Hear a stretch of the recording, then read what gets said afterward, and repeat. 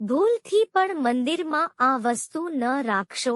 મંદિરમાં તેને રાખવાથી પૂજાનું નહીં મળે શુભ ફળ. વાસ્તુશાસ્ત્રમાં પૂજા સ્થળને લગતા કેટલાક મહત્વપૂર્ણ નિયમો જણાવવામાં આવ્યા છે. આમાંથી એક ઘરના મંદિરમાં માચીસની પેટી રાખવા બાબતની છે, જેનાથી વાસ્તુમાં ખામીઓ થાય છે. જાણો શા માટે માચીસની ડબ્બી પૂજા રૂમમાં ન રાખવી જોઈએ. હિન્દુ ધર્મમાં પૂજા માટે ઘણા નિયમો છે. સાથે જ વાસ્તુશાસ્ત્રમાં પૂજા સ્થાનથી પૂજા સ્થાન સુધીના નિયમો અને દિશાઓ પણ સમજાવવામાં આવી છે. આ નિયમોનું પાલન કરવાથી પૂજા સફળ થાય છે અને ઘરમાં સુખ સમૃદ્ધિ આવે છે. દરેક ઘરમાં દેવી દેવતાઓની પૂજા માટે વિશેષ સ્થાન, પૂજા રૂમ અથવા મંદિર બનાવવામાં આવે છે. આ ઘરનું સૌથી પવિત્ર સ્થાન છે. પૂજા રૂમમાં દેવી દેવતાઓની નિયમિત પૂજા પણ કરવામાં આવે છે. તેથી આ પવિત્ર સ્થાનમાં કોઈ પણ પ્રકારની ખામી ન રહે તે ખૂબ જ મહત્વપૂર્ણ છે.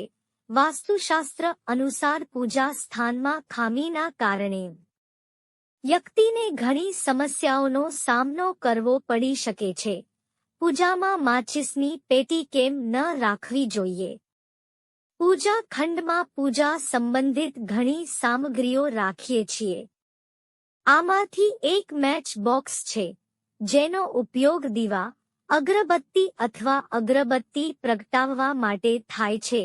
પરંતુ વાસ્તુશાસ્ત્ર અનુસાર પૂજા રૂમમાં માચીસની પેટી રાખવી ખૂબ જ અશુભ માનવામાં આવે છે. પૂજા રૂમમાં માચીસની પેટી રાખવાથી ઘરમાં નકારાત્મક ઉર્જાનો પ્રવાહ વધે છે. પૂજા ખંડ એક પવિત્ર સ્થળ છે, તેથી આ પવિત્ર સ્થાનમાં જ્વલનશીલ સામગ્રી રાખવી અશુભ માનવામાં આવે છે. માચીસની સાથે લાઇટર વગેરે જેવી જ્વલનશીલ સામગ્રી પણ પૂજા રૂમમાં ન રાખવી જોઈએ. જો તમે પૂજાનું શુભ ફળ મેળવવા માંગતા હોવ તો મંદિરમાં આ વસ્તુઓ ન રાખો. અગરબત્તી પ્રગટાવ્યા પછી તમે તેને કોઈ બીજી જગ્યાએ રાખી શકો છો. વાસ્તુશાસ્ત્ર અનુસાર મંદિરમાં કે ભગવાનની મૂર્તિ પાસે માચીસની ડબ્બી ન રાખવી જોઈએ. દિવાસળી પ્રગટાવ્યા પછી તેને મંદિરમાં ન ફેંકવી જોઈએ, કારણ કે બળી ગયેલી દિવાસળી નકારાત્મકતામાં વધારો કરે છે, જેનાથી ઘરમાં દુર્ભાગ્ય પણ આવે છે. વાસ્તુશાસ્ત્ર અનુસાર માચીસ અથવા લાઇટર જેવી જ્વલનશીલ વસ્તુઓ મંદિર અથવા પૂજા રૂમ તેમજ બેડરૂમમાં ન રાખવી જોઈએ. આમ કરવાથી દાંપત્ય જીવન પર નકારાત્મક અસર પડે છે. નોંધ: આ લેખમાં આપવામાં આવેલી તમામ માહિતી વિવિધ જ્યોતિષીઓ, પંચાંગો, ઉપદેશો, ધાર્મિક માન્યતાઓ, શાસ્ત્રોના વિવિધ સ્ત્રોતોમાંથી સંકલિત કરવામાં આવી છે અને તમને પ્રસારિત કરવામાં આવી છે.